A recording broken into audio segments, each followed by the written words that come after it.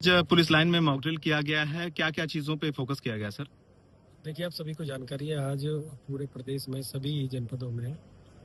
Mock drill किया गया, जिसमें एयर स्ट्राइक होने पर किस तरह की इमरजेंसी क्रिएट होती है, क्या क्या प्रिकॉशंस सभी को लेने होते हैं, इसी के बारे में आज यहाँ पे पुलिस लाइन में मॉक ड्रिल का आयोजन किया गया था, जिसमें हमारी फायर सर्विस की जो टीमें हैं उनके द्वारा, इसके अलावा जो सीएमओ साहब की जो टीम है, मेडिकल जो टीम है वो, और पुलिस लाइन का जो स्टाफ, क्यूआरटी, इन सभी के द्वारा, इसके अलावा जो हमारे एनसीसी स्काउट्स और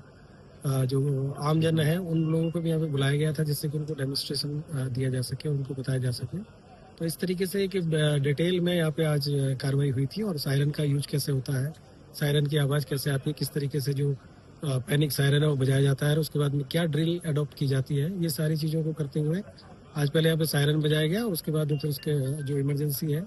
उसको शो करते हुए, और पहले फायर फाइटिंग की जो व्यवस्था है वो की गई थी। इसके अलावा अगर कहीं इस तरह की जो घटना होती है तो उसमें कोई बिल्डिंग में आदमी फंस जाता है तो उसको कैसे कैजुअलिटी है उसको वहाँ से निकाल के और उसको कैसे उसको हॉस्पिटल पहुँचाया जाता है,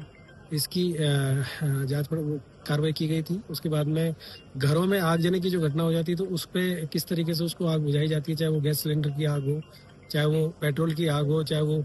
इलेक्ट्रिसिटी की आग हो, तो उसको बुझाने के जो तरीके हैं वो यहाँ पे फायर सर्विस वाले हमारे जो स्टाफ है उनके द्वारा, सीएफओ साहब के द्वारा उसका डेमोन्स्ट्रेशन किया गया। इसके अलावा जो शासन के द्वारा जो 18 रेंजों में जो इमरजेंसी के लिए जो मल्टी व्हीकल है वो प्रोवाइड कराया गया, तो उसके जितने भी इक्विपमेंट्स थे उन सभी का डेमोन्स्ट्रेशन भी किया गया और उनके बारे में सबको जानकारी भी दी गई। और यूपी 112 की जो हमारी जो गाड़ियां हैं उनमें क्या क्या फैसिलिटीज है, कैसे वो फर्स्ट एड बॉक्स उनके पास में होता है और क्या क्या चीज़ें होती है, सीसीटीवी कैमरे उनके पास में है, तो इन सभी का एक पूरा एक यहाँ पे किया गया था। और इसके साथ ही साथ जो हमारा ड्रोन कैमरा है उसका इमरजेंसी के टाइम पे हम क्या कैसे उसका हम यूज करेंगे, इसकी भी हम लोगों ने आज यहाँ पे डेमोन्स्ट्रेट किया गया। तो ये पूरी जो मॉक ड्रिल थी, ये कभी भी किसी तरह की कोई इमरजेंसी होती है तो उसमें हमारी जो प्रिपेयर्डनेस कैसी है, कोई घायल लोग हैं उनको कैसे एम्बुलेंस के माध्यम से हॉस्पिटल के लिए ले जाना है, कैसे ग्रीन कॉरिडोर बनाना है, इन सारी चीज़ों को विस्तृत मतलब तैयारी करने के साथ में ये जो मॉक ड्रिल यहाँ पे की गई थी। और इसमें आदरणीय डीआईजी महोदय, कमिश्नर साहब और प्रभारी जो डीएम साहब है वो भी यहाँ पे आए थे, और आकर सभी लोगों ने यहाँ पे देखा। और एनसीसी के जो हमारे बच्चे, स्काउट्स के हमारे बच्चे हैं, इन लोगों को भी यहाँ पे ट्रेन किया गया कि जरूरत पड़ने पर ये लोग कैसे सिविल डिफेंस के तौर पर सभी लोग जो काम करेंगे। और यहाँ पे बड़ी मात्रा में जो महिलाएं हैं वो भी हमारी पुलिस लाइन की महिलाएं, कुछ लोग बाहर से भी यहाँ पे आए हैं, तो उन लोगों को बताया कि घरों में किस तरीके से जो ब्लैकआउट है वो कैसे करना होता है, उसका मेजर्स क्या है। इसके अलावा जो अगर कोई इमरजेंसी होती है तो आप लोगों को किस तरीके से बिहेव करना है, अपने विंडोज को कैसे बंद करना है, अगर आगजनी होती है या कोई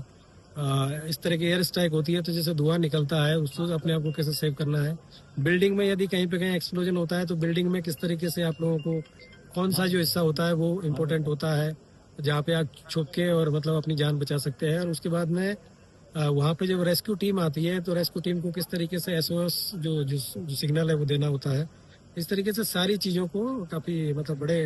विस्तार से सभी को समझाया गया और एक अभ्यास किया गया जो कि बहुत ही अच्छा रहा। सर, आज ब्लैकआउट भी होना है रात में 9:30 से 9:45 तक। उसके लिए भी सबको ब्रीफ किया गया और सभी को मतलब सब लोगों को आज दिन में मैसेज भी किया गया है। सभी जो यहाँ के स्टेक होल्डर्स हैं सभी को उनसे बातचीत भी की गई है। तो 9:30 से लेके और 9:45 मतलब 9:30 से लेके 9:45 के बीच में एक ब्लैकआउट का अभ्यास भी पूरे जो जिला मुख्यालय है यहाँ पे कराया जाएगा। और उसमें सभी से यही अनुरोध है कि उस समय किसी प्रकार का कोई पैनिक ना क्रिएट करें, अपने घरों की जो बत्तियां जो बहुत जरूरी नहीं है उन सभी को बंद कर दें, विशेष तौर से जो बाहर जो जली रहती हैं पर्दे अपने बंद कर लें, खिड़कियां अपनी बंद कर लें, और जो इमरजेंसी सर्विसेज हैं वो कहीं पे इंटरप्ट ना हो इसके लिए भी बता दिया गया सब लोगों को कि उनके बाहर की लाइटें सिर्फ बंद करें, बाकी जो इमरजेंसी सर्विसेज है, हॉस्पिटल्स हैं और अन्य कहीं जो इस तरह के जो कार्य चल रहे हैं तो उस पर कहीं पे किसी प्रकार का इन चीज़ों को फॉलो नहीं करना है। लेकिन बाकी जो रोड लाइट्स हैं, घरों के बाहर की जो लाइट्स हैं और जो भी इस तरह की जो लाइट है उन सबको बंद करना है, जिससे कि एक हम लोगों को इसका भी अभ्यास हो सके कि ब्लैकआउट करना है तो कैसा रहेगा। और उसकी हम ड्रोन कैमरा के माध्यम से फोटोग्राफी भी कराएंगे, जिससे कि ऊपर से कैसा दिखता है और एयर स्ट्राइक होती है तो उसका क्या बेनिफिट होता है अगर ब्लैकआउट करने का, इन सारी चीज़ों का भी अध्ययन इसमें किया जाएगा। ठीक है सर।